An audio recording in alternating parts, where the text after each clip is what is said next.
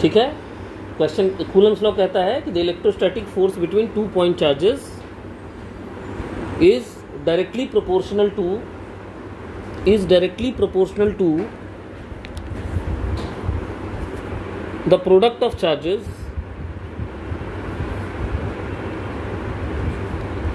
is directly proportional to the product of the charges and inversely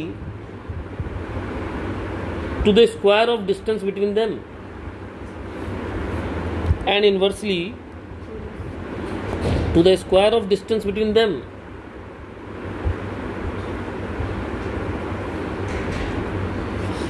ठीक है। Coulomb's law is applicable only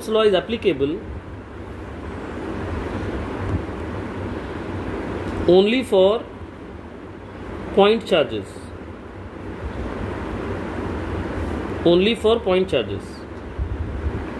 Coulomb's law is applicable only for point charges. ठीक है। तो आइए पहले हम लॉ को समझते हैं, है ना। तो सिंपल लॉ ये कहता है आपका कि भाई अगर ये एक चार्ज पार्टिकल है और ये दूसरा चार्ज पार्टिकल है, एक का मैग्नीट्यूड Q1 है, दूसरे का मैग्नीट्यूड Q2 है, दोनों के बीच की सेपरेशन R है, तो इन दोनों के बीच में जो इलेक्ट्रोस्टैटिक फोर्स होगा, अब यहाँ पे हम यही मान के चल रहे हैं कि दोनों पॉजिटिव चार्जेस हैं। आ रही बात समझ में? तो इनके ऊपर ये जो फोर्स होगा F12 कह लीजिए, ये F21 है। F12 का मतलब force acting on 1 due to 2, और ये है ऑन 2 ड्यू टू 1। ये दोनों फोर्सेस जो होंगे मैग्नीट्यूड में इक्वल होंगे, जैसा कि आपको दिख रहा है। डायरेक्शन में क्या है बताइए? अपोजिट है। और ये जो F होगा ये डायरेक्टली प्रोपोर्शनल होगा product of magnitude of charges के, और इन्वर्सली होगा square of distance between them. ठीक है। तो इससे हमें F की वैल्यू मिल जाती है। प्रोपोर्शनल टू क्या आ जाता है बताइए? Q1 Q2 divided by R square. हाँ है ना? ठीक है। और यहाँ पे कांस्टेंट ऑफ प्रोपोर्शनलिटी लग जाती है कि Q1 Q2 by R square. इतना कूलम्स लॉ में लिखना होगा। ठीक है, जल्दी से नोट कीजिए लाल वाला। Where K is a constant of proportionality, जिसकी वैल्यू होती है 1/4 pi epsilon, which is equal to, लिखिए, of proportionality here, and K is equal to 1/4 pi epsilon. इस सिंबल को हम कहते हैं epsilon.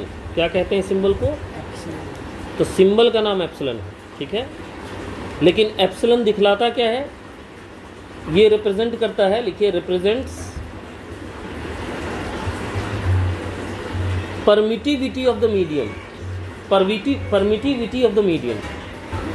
So what is permittivity of the medium? Permittivity of medium वो प्रॉपर्टी है जो आपको बताती है कि उस पर्टिकुलर मीडियम के अंदर इलेक्ट्रोस्टैटिक फोर्स कितना ज़्यादा होगा या कम होगा। ठीक है, लिखिए परमिटिविटी की डेफिनेशन लिखिए। Permittivity is the property by virtue of which, permittivity is the property by virtue of which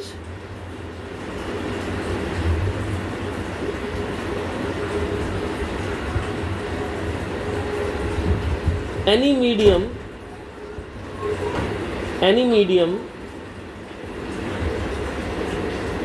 restricts या opposes, restricts the electrostatic interaction within it, restricts the electrostatic interaction within it, restricts the electrostatic interaction within it होगा जितना ज़्यादा उतना electrostatic force क्या हो जाएगा? कम हो जाएगा। लिखिए, higher the permittivity, star mark करके अच्छे से लिखिएगा, higher the permittivity, higher the permittivity, lesser will be electrostatic force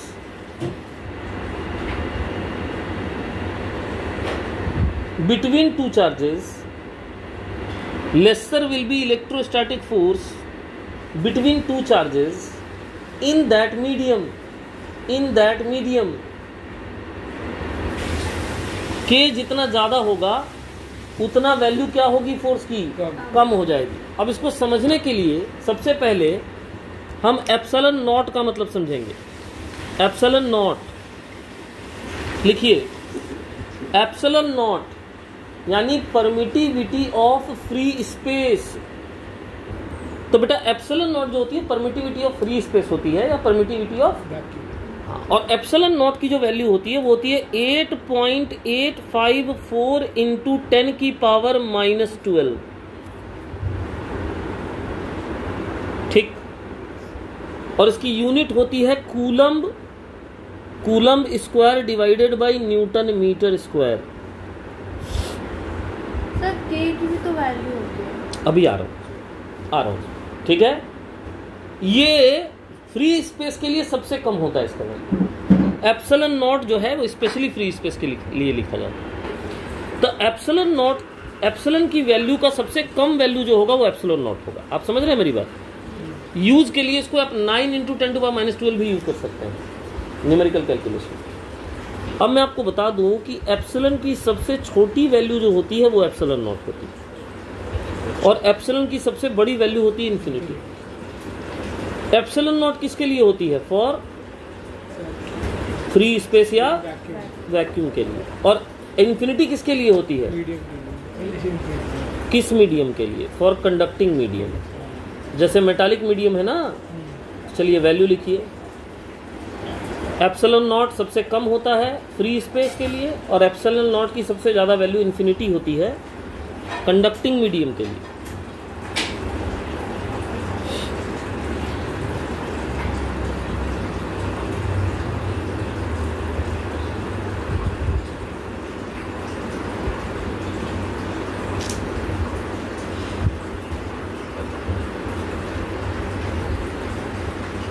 ठीक, कंडक्टिंग मीडियम के लिए वैल्यू कितनी होती है एप्सिलॉन की, और फ्री स्पेस के लिए कितनी होती है वैल्यू, जो आपको लिखवाया था अभी। आ गया बात समझ में? तो अब लिखिए Coulomb's law for free space.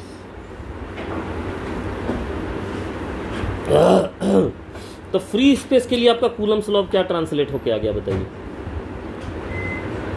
आपका फोर्स आ गया 1/4 pi epsilon naught into Q1 Q2 divided by R²। बोलिए हो गया कि नहीं हुआ? आप इसको F नॉट भी लिख सकते हैं, चूंकि आप वैक्यूम में लिख रहे हैं, एप्सिलॉन नॉट यूज कर रहे हैं, मर्जी आपकी, नोटेशन आप जो देना चाहें। आगे बात समझ में? इस केस में फोर्स सबसे ज़्यादा लगेगा, इस मीडियम में फोर्स सबसे ज़्यादा लगेगा। अब आपको मैं बताऊं कि ये 1/4 पाई एप्सिलॉन नॉट की वैल्यू हम निकाल के रख लेते हैं, और इसकी वैल्यू होती है 9 × 10⁹। कितनी होती है? 9 यूनिट क्या होगा? न्यूटन मीटर स्क्वायर पर कूलम स्क्वायर। देख रहे हैं ना, न्यूटन के साथ ये मीटर स्क्वायर यहाँ चल जाएगा, और ये कूलम स्क्वायर यहाँ डिवीजन में आ जाएगा। आ रही बात समझ में? तो बताइए 1/4 पाई एप्सिलॉन नॉट, जिसको आप के कह रहे थे, क्या कह रहे थे इसको? उसकी वैल्यू कितनी होती है, और इसकी यूनिट क्या होगी बताइए? न्यूटन मीटर स्क्वायर पर कूलम स्क्वायर। लिखिए वेयर, पहले फोर्स लिख लिया आप लोगों ने। सर ये F नॉट क्यों आया? वैक्यूम में लिख रहे हैं इसलिए F नॉट लिख रहा हूं, दूसरे मीडियम में लिखेंगे तो F लिख देंगे। इसी में चाहो तो आप F लिख लो, कोई बात नहीं है, कौन मना कर रहा है?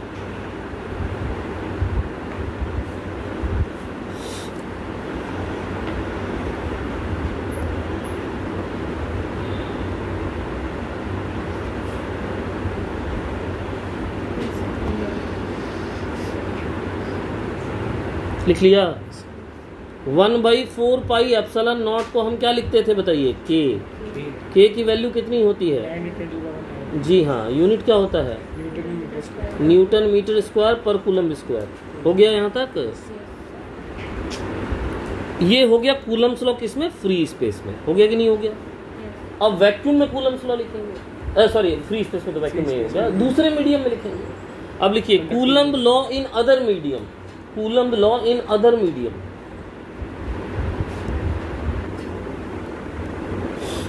तो दूसरे मीडियम में लिखेंगे तो क्या हो जाएगा बताइए? उसमें लिखिए ना, F लिखिए, उसमें लिखिएगा कितना? 1/4 pi epsilon not, epsilon not मत लिखिएगा, फिर अब इसका के का वैल्यू नहीं निकाल सकते ना आप, क्योंकि एप्सिलॉन दिया नहीं हुआ ना किसका, हमें क्या पता। आइए बात समझ में आ गई? ठीक है, हो गया, यहाँ तक लिख लिया, कोई दिक्कत? अब सुनिए, अब लिखिए रिलेटिव परमिटिविटी। रिलेटिव परमिटिविटी जिसका दूसरा नाम है dielectric constant. Dielectric constant, बिल्कुल, dielectric constant. Dielectric word का मतलब समझते हो जी? दो नहीं, वो वाला डाई नहीं है ये। थैंक गॉड तुम DIE लेके नहीं चल रहे हो, ये तो कुछ और ही बोल देते तुम। Dielectric constant, dielectric का मतलब होता है इंसुलेटर। अच्छा, meaning of word dielectric is insulator. समझ गए बात को?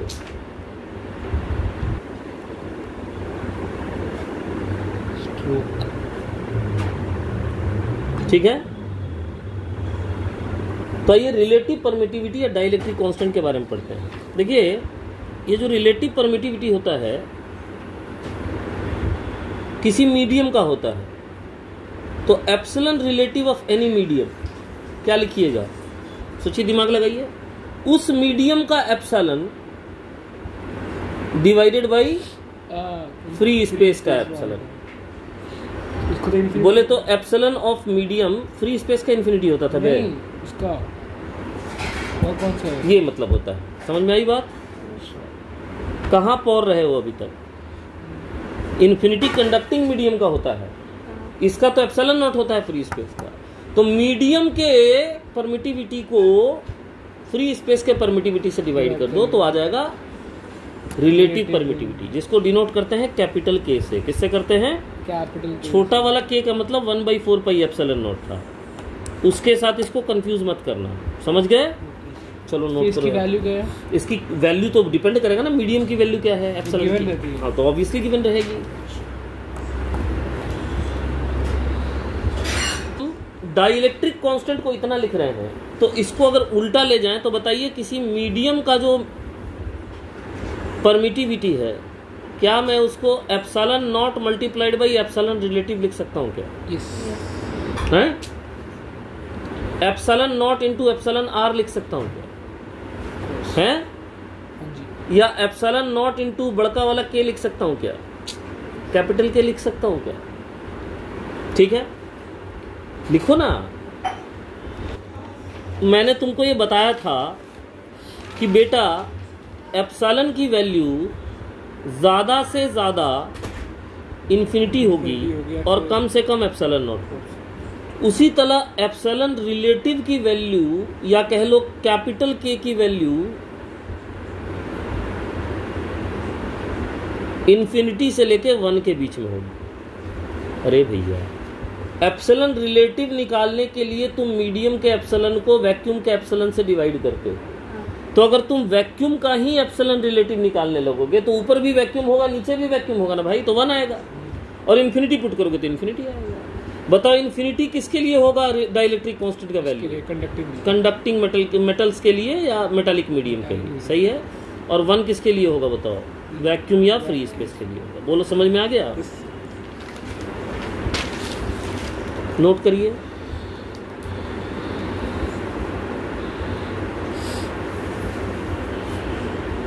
तो आपका final expression of Coulomb's law क्या आता है? Final expression of Coulomb's law लिखिए। Final expression of Coulomb's law,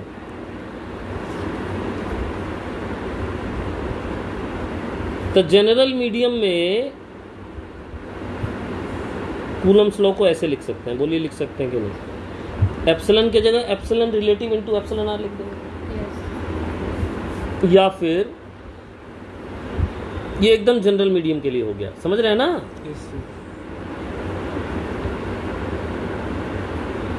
ये हो गया आपका फाइनल एक्सप्रेशन। नोट कीजिए। तो जैसे मान लीजिए कि ये जो मीडियम है ये वैक्यूम है और इसमें हमने 2 चार्जेस रख दिए, Q1 और Q2, ठीक। और इन दोनों के बीच में हम फोर्स निकालने लगे। मान लीजिए दोनों पॉजिटिव चार्जेस हैं, एक दूसरे पे रिपल्सिव फोर्स थे, ठीक है। अरे बोलो। तो यहां ये फोर्स मैक्सिमम होगा क्योंकि इसका जो डाई इलेक्ट्रिक कांस्टेंट होता है वो 1 होता है और सबसे कम होता है, हाँ या ना? और ये नीचे आता है फोर्स का एक्सप्रेशन। तो जितना ये कम होगा उतना क्या होगा, जितना डाई इलेक्ट्रिक कम होगा कांस्टेंट, उतना फोर्स की वैल्यू क्या होगी, ज्यादा होगी। आई बात समझ में? उसके बाद हम आ जाते हैं एक दूसरे मीडियम को लेकर। मान लीजिए सेकंड मीडियम है आपका, इस मीडियम का मान लीजिए डाई इलेक्ट्रिक कांस्टेंट 2 है, तो ये किसी इंसुलेटर को दिखलाता है। आ रही है बात समझ में? इसमें वही 2 फोर्स बनाया, फिर से मैंने चार्ज बनाया फिर से, उतने ही सेपरेशन पे बनाया है। पहले भी सेपरेशन R था, अभी भी सेपरेशन कितना रखा है मैंने, R ही रखा है, ठीक है। लेकिन आपका डाई इलेक्ट्रिक कांस्टेंट 2 हो गया। बताइए फोर्स कितने टाइम्स हो जाएगा? अगर पहले का फोर्स F था तो अब फोर्स कितने टाइम्स हो जाएगा? K कहाँ है फोर्स के एक्सप्रेशन में, ये भी तो देखो ना। अच्छा K/2, K/2 मैं फोर्स पूछ रहा हूँ। अच्छा अरे F के टर्म्स में फोर्स बताओ। 2 हो जाएगा नीचे। अरे F/2 होगा ना भाई, F inversely proportional to K है ना। हाँ। अरे F inversely proportional to K है कि नहीं है? तो K को अगर मैंने कर दिया है, कैपिटल K की वैल्यू मैंने कर दी है, मान लीजिए यहाँ पे 2, इसी को डाइलेक्ट्रिक कांस्टेंट बोलते हैं ना, एप्सिलॉन R बोलते हैं, डाइलेक्ट्रिक कांस्टेंट बोलते हैं। तो आपका फोर्स क्या हो जाएगा बताइए? F/2 हो जाएगा ना। अरे होगा कि नहीं होगा? नीचे में K 2 आ जाएगा K की जगह, पहले 1 था। अब सोचिए, ये मान लीजिए मेरा मीडियम हो गया,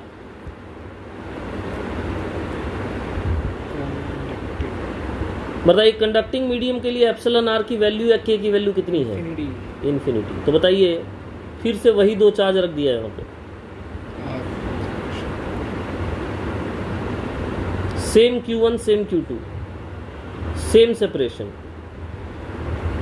बताइए इस बार फोर्स कितना होगा दोनों के बीच? F/∞ क्या हो जाएगा फिर? F/∞ क्या होता है? किसी भी चीज को इन्फिनिटी से डिवाइड करोगे तो क्या आएगा? 0। तो कंडक्टिंग मीडियम में फोर्स नहीं लगेगा। आई बात समझ में? कंडक्टिंग मीडियम में फोर्स क्या लगेगा चार्ज के बीच में? 0 लगेगा। तीनों केस में हम सेम चार्ज रख रहे हैं, सेम सेपरेशन पे रख रहे हैं, ठीक है। जल्दी यहां तक कंप्लीट कीजिए। तो बताइए इस डाई इलेक्ट्रिक कांस्टेंट की डेफिनेशन को, जो इसको हम अभी तक लिख रहे थे कि डाई इलेक्ट्रिक कांस्टेंट हो गया या रिलेटिव परमिटिविटी हो गया, that was epsilon of the medium divided by epsilon not. क्या, चूंकि ये फोर्स के इनवर्सली प्रोपोर्शनल है, तो क्या हम इसको लिख सकते हैं force between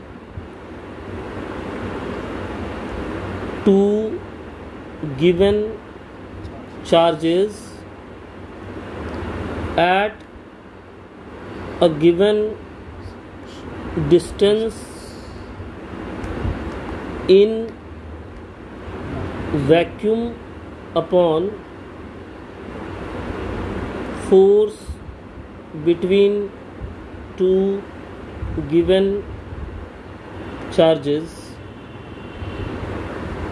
at a given distance in medium. अरे भैया फोर्स तो इनवर्सली प्रोपोर्शनल है ना K के। फोर्स के फॉर्मूले में K कहाँ आया था? 1/4 पाई एप्सिलॉन नॉट K आया था नीचे में, और ऊपर में आया था Q1 Q2 divided by R square. तो फोर्स के इनवर्सली आएगा ना। इसको आप नाम रख दीजिएगा इसका F0, और इसका नाम आप रख दीजिएगा F। चलिए नोट कीजिए K के इस रेशियो।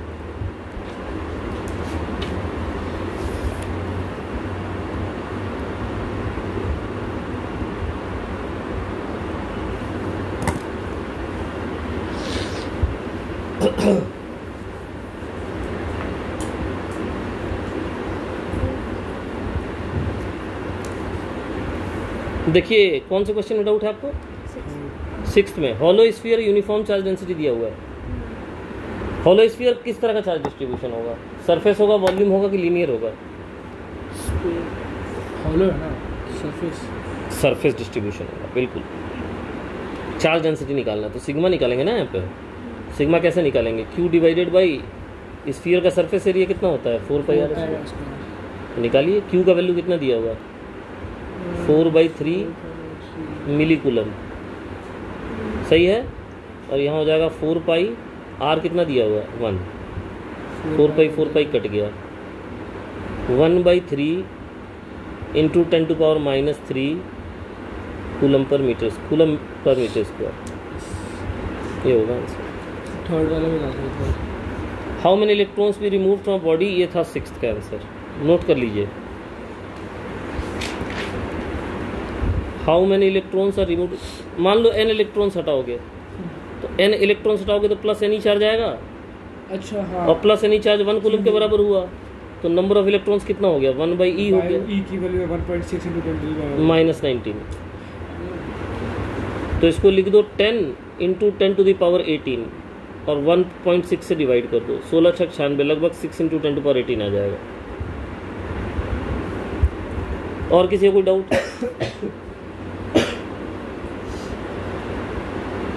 अरे और कोई डाउट है क्या भैया? एक और फॉर्मेट करना है कूलम्स लॉ का, उसको बोलते हैं Coulomb's law in vector form. थोड़ा सा वेक्टर आ गया। हाँ, थोड़ा वेक्टर परेशानी करेगा, उसको देखिएगा, ठीक है। तो ये डायग्राम को देखिए, पहले इस डायग्राम को देखिए। ये ओरिजिन है, ओरिजिन से किसी चार्ज पार्टिकल जहाँ पर वो सिचुएटेड है उसको मिलाएंगे तो उसको पोजीशन वेक्टर कहेंगे। तो ये R2 क्या है बताइए? ये है एक्चुअली वेक्टर क्वांटिटी है, समझ रही है ना। NCERT में जितना बोल्ड लेटर होगा वो सब वेक्टर है। तो ये है पोजीशन वेक्टर, किसका पोजीशन वेक्टर है? Of Q2। और ये किसका पोजीशन वेक्टर है? Position vector of Q1। अब देखिए दोनों चार्ज हमने पॉजिटिव माना है तो इन दोनों के ऊपर फोर्स क्या रिपल्सिव है, F12 F21। मैग्नीट्यूड दोनों का सेम होगा लेकिन फोर्स रिपल्सिव है, हाँ या ना। अब आपको ट्रायंगल लॉ पढ़ाया था 11th में, हाँ ठीक है। सर। तो ट्रायंगल लॉ 11th में पढ़ाया था तो क्या पढ़ाया था? जैसे ये एक वेक्टर है A, ये एक वेक्टर है B,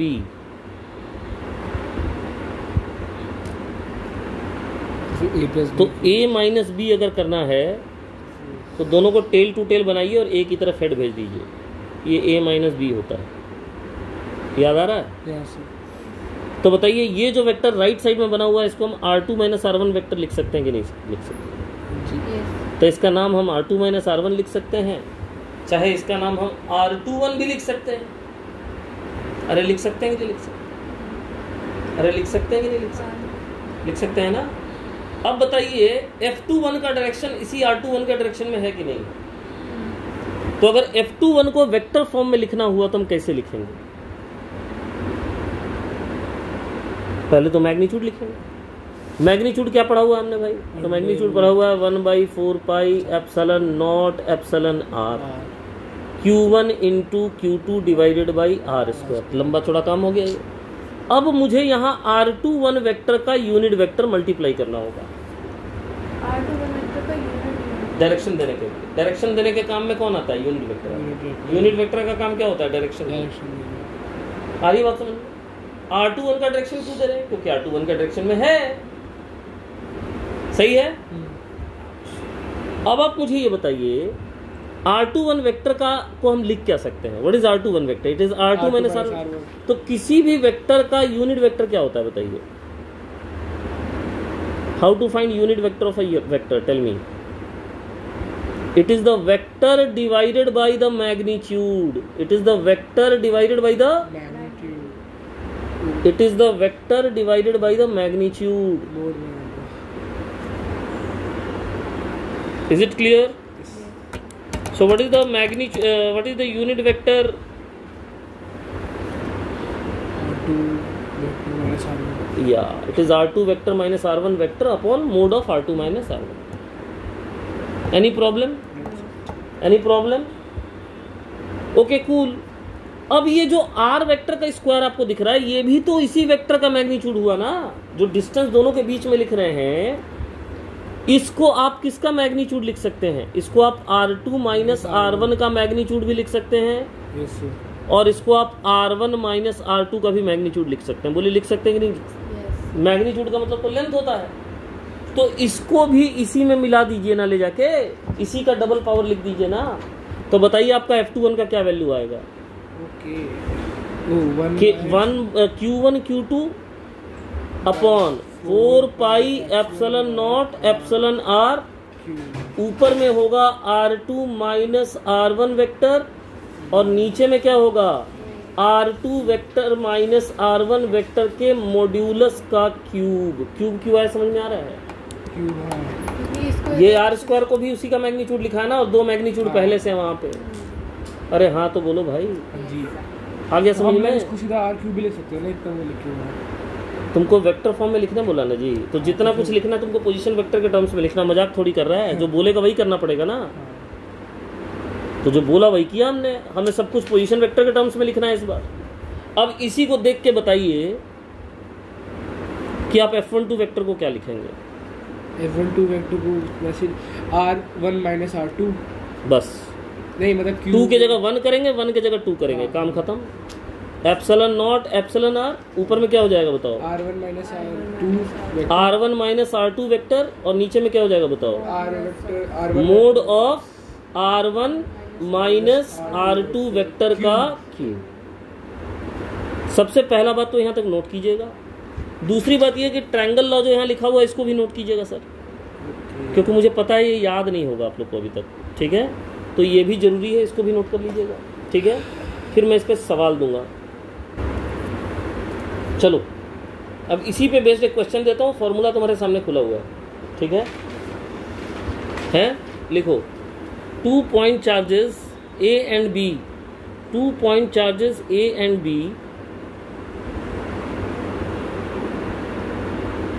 of magnitude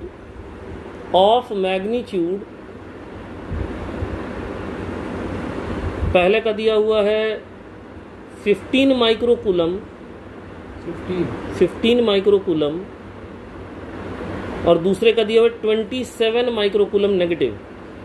15 and 27 microcoulomb.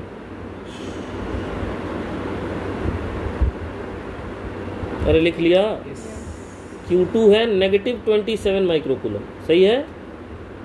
Are respectively placed at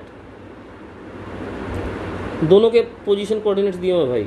एक का लिखो -2, 3, 1 मीटर, और दूसरे का लिखो B का लिखो 0, 1, 2 metre. Find the force on B due to A in vector form. Find the force on B due to A in vector form. A in vector form. B due to A. तब B due to A का मतलब क्या निकालने बोला जा रहा है बताओ? B due to A का मतलब निकालने बोला जा रहा है FBA। तो पहले तो मुझे इसका फॉर्मूला बता दो जल्दी से।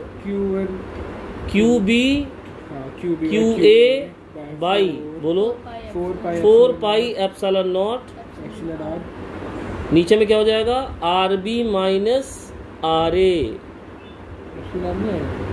ठीक है, कुछ नहीं दिया तो वैक्यूम मान के चलेंगे ना। अगर दिया रहता तो लिखते का क्यूब, और ऊपर में आ जाएगा RB माइनस RA। यही सिखाया था ना अभी। जिसका नाम पहले होगा उधर भी इसका पहले आएगा। और याद रखिए वेक्टर फॉर्मूले में जब भी चार्ज पुट करेंगे तो विथ साइन पुट करेंगे, इसको कभी ना छोड़िएगा। यहाँ जो आप चार्जेस पुट करेंगे वो कैसे पुट करेंगे बताइए? साइन के साथ पुट करेंगे, ठीक है, हमेशा, ठीक है? तो चलिए अब वैल्यू डालते हैं। सबसे पहले तो आप बताइए कि आपका RB पोजीशन वेक्टर क्या होगा? पोजीशन वेक्टर कैसे लिखा जाता है याद है? जो भी उसका पॉइंट का कोऑर्डिनेट है उसमें IJ के लगा दीजिए। 0, 1, 2 है तो क्या लिखेंगे RB को बताइए? 0 IJ। चलिए RA बताइए। -2i 3j।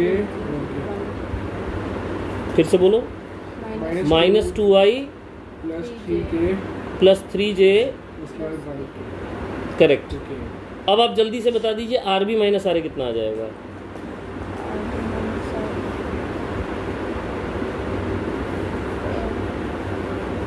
माइनस कीजिए are B minus R A.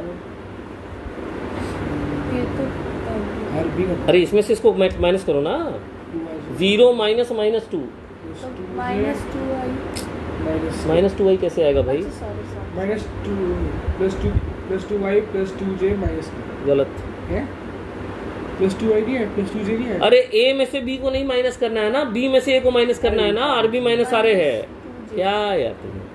2i minus 2j, ठीक है, उसके बाद k प्लस k, ठीक है, के माइनस के आएगा माइनस k भी है। 0 minus minus 2 plus 2i minus 2j plus k, plus के। अब इसका मैग्नीट्यूड बताओ।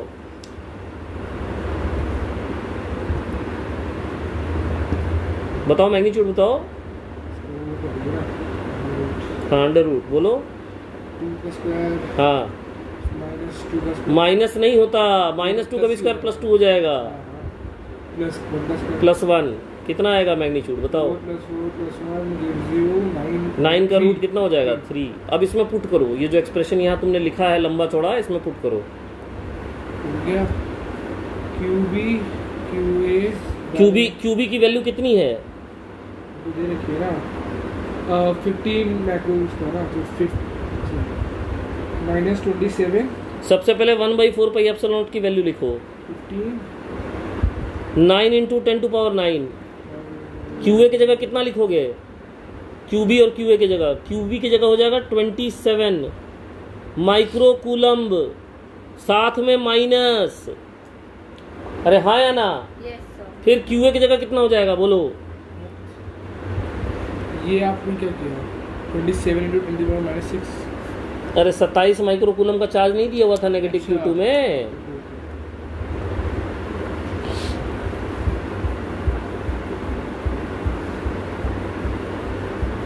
पुट करो, क्यूए की जगह हो जाएगा 15 माइक्रो कूलम, 15 इंटू 10 माइनस 6। ऊपर में R B minus R A vector आएगा, जो वेक्टर आया था उस वेक्टर से मल्टीप्लाई कर दो। 2i माइनस 2j प्लस के वेक्टर से मल्टीप्लाई करने बोल रहा हूँ, मैग्नीट्यूड से नहीं बोल रहा हूँ। और नीचे में मैग्नीट्यूड का क्यूब होगा, 3 का क्यूब हो जाएगा, ये होगा। अब इसमें जो कटे उसको काटिए, क्या क्या कटेगा इसमें? 3 का क्यूब 27 के बराबर होता है। अब बताइए कितना आया? 15 नंबर 225, 225 टोटल 10 का पावर आ गया -3, और साथ में जो वेक्टर है वो आ रहा है 2i माइनस 2j प्लस के,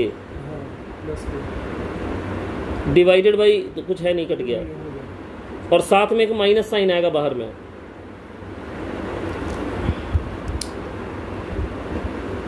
भाई ये खुद करना पड़ेगा, ये आंसर आएगा वेक्टर फॉर्म में फाइनली।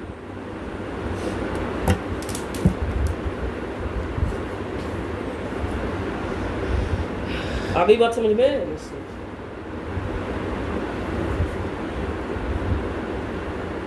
चलो पढ़ो, क्वेश्चन पढ़ो।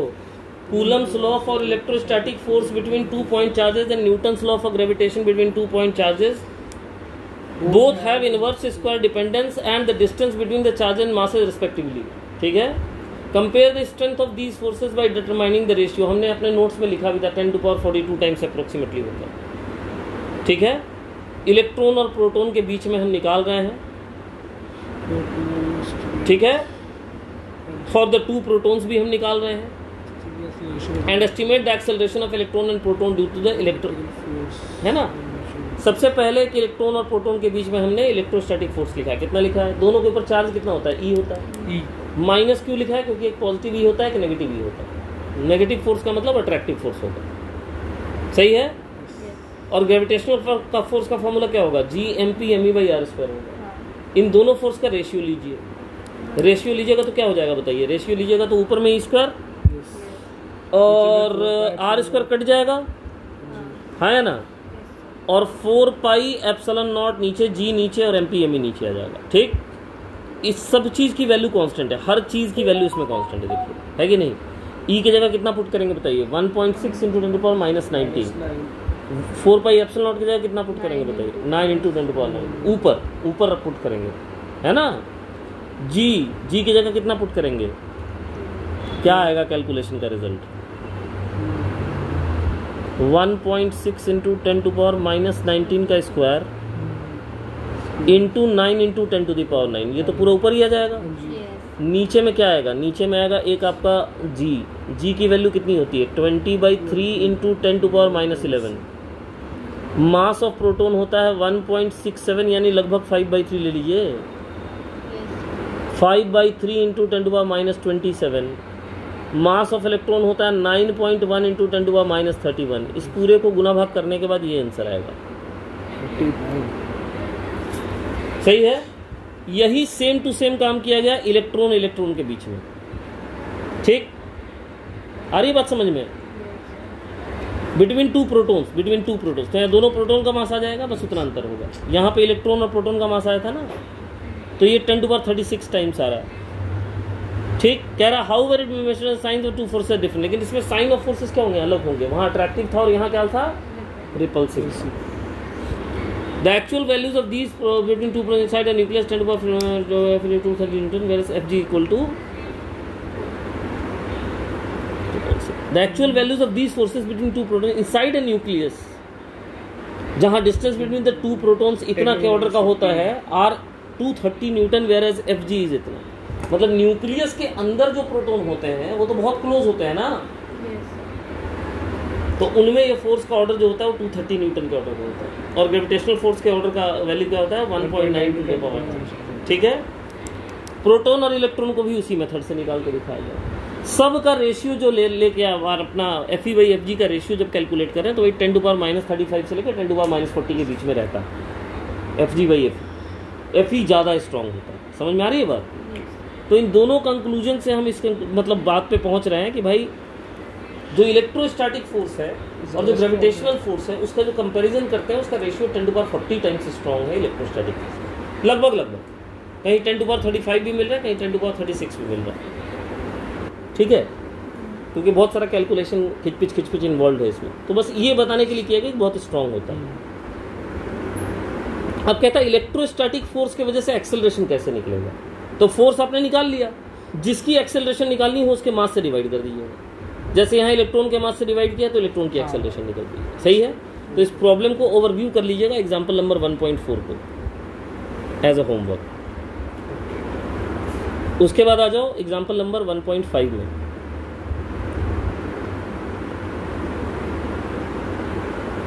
एग्जांपल नंबर 1.5 भी होमवर्क है आपका, ये भी करके आइएगा।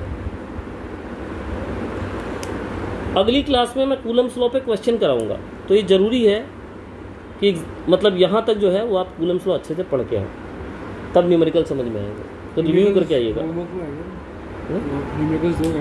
नहीं, अभी तो फिलहाल बाकी जो दूंगा मैं तो अलग से सेंड करूंगा। ठीक है।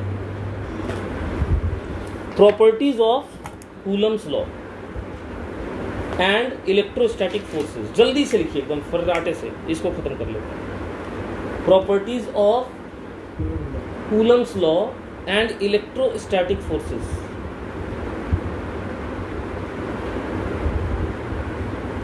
Properties of Coulomb's law and electrostatic forces. लिखो number 1, Coulomb's law is applicable only for the point charge. Coulomb's law is applicable only for the point charge. ठीक है। It is applicable only for the point charge. ठीक। दूसरा लिखिए, electrostatic force is a conservative force. Electrostatic force is a conservative force.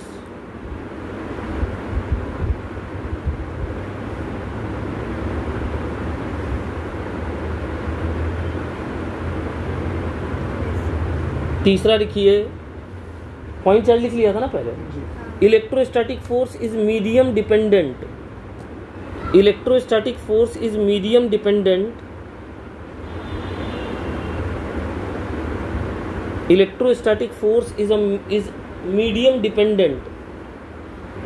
ये medium पे depend करता है, अलग अलग परमिटिविटी पर डिपेंड करता है ना। Unlike gravitational force, gravitational force नहीं करता था। Unlike gravitational force, unlike gravitational force, unlike gravitational force. अगला लिखिए, it is a strong force, it is a strong force compared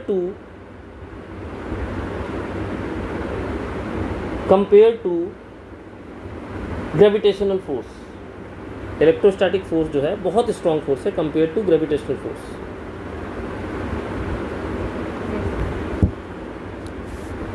ठीक है, अगला लिखिए, electrostatic force between 2 point charges, electrostatic force between 2 point charges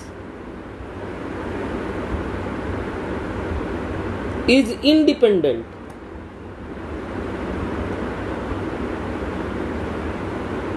of presence or absence of a third charge,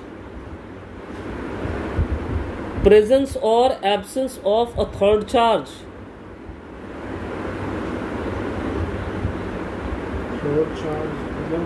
third charge bracket में S लिख दीजिए, charge और charges.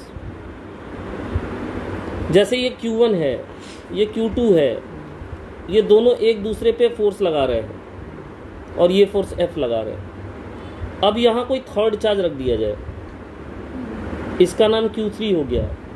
ये अभी भी Q1 Q2 है, वहीं रखा हुआ जहाँ पहले रखा हुआ था। इस फोर्स से उस पर कोई असर नहीं पड़ेगा। ये जो F12 और F21 FF था, ये F12 और F21 अभी भी FF रहेगा। हाँ, ये जरूर है कि थर्ड चार्ज भी इन पे अपना अपना फोर्स लगाएगा। आ रही बात समझ में? तो रिजल्टेंट फोर्स इन पे चेंज हो जाएगा। जैसे थर्ड चार्ज मान लीजिए, इनको मान लीजिए नेगेटिव चार्ज ले लीजिए हमने, है कि नहीं? तो वो इसको क्या करेगा? अपनी तरफ अट्रैक्ट करेगा। इसको भी क्या करेगा? अपनी तरफ अट्रैक्ट करेगा। तो इन दोनों पे रिजल्टेंट फोर्स जरूर बदल जाएगा, लेकिन जो फोर्स एक दूसरे पे लगा रहे थे उस पर कोई असर नहीं। ब्रैकेट में लिख लीजिए रिजल्टेंट फोर्स में चेंज, और ये डायग्राम बना लीजिएगा। ब्रैकेट में लिखिए रिजल्टेंट फोर्स ऑन देम में change, resultant force on them में चेंज।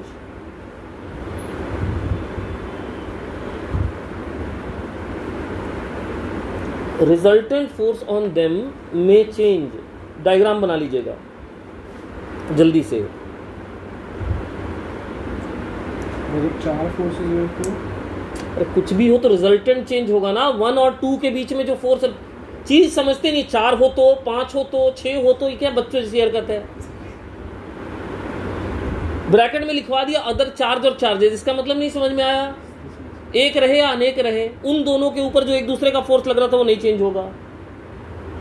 बड़े हो जाओ यार, अब कम से कम फालतू का सवाल पूछते हो बिल्कुल। 1 और 2 एक दूसरे पे जितना लगा रहे थे उतना ही लगता रहेगा, चाहे जितने मर्जी चार्जेस उधर आसपास रख दे। उनके वजह से रिजल्टेंट फोर्स इंफ्लुएंस होगा। 1 के ऊपर 2 जो लगा रहा है और 2 के ऊपर जो 1 लगा रहा है वो फोर्स चेंज नहीं होगा। अगला प्रॉपर्टी लिखिए, electrostatic force is a long range force. Electrostatic force is a long range force. बस ये कंप्लीट करके सोचा छोड़ दो। Electrostatic force is a long range force. Long range force का मतलब क्या है? दूर तलक लगता है, ज्यादा सेपरेशन पे भी एक्ट करता है।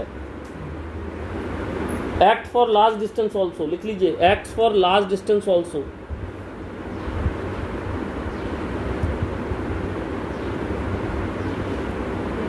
Electrostatic force is attractive as well as repulsive. Electrostatic force is attractive as well as repulsive. Electrostatic force is attractive as well as repulsive. Attractive भी होगा और रिपल्सिव भी होगा। ग्रेविटेशनल कैसा होता है? केवल अट्रैक्टिव। लिखिए unlike gravitational force, unlike gravitational force, unlike gravitational force.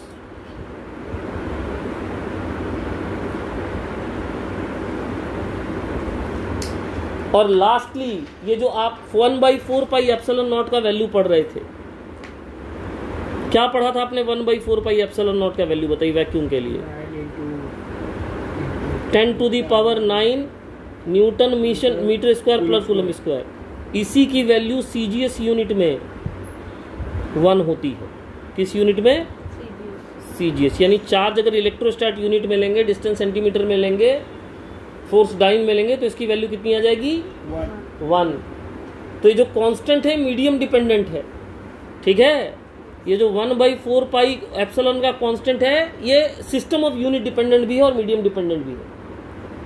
System of unit dependent, ये सिस्टम ऑफ यूनिट डिपेंडेंट हो गया। आ रही है बात समझ में? बस आज के लिए इतना ही।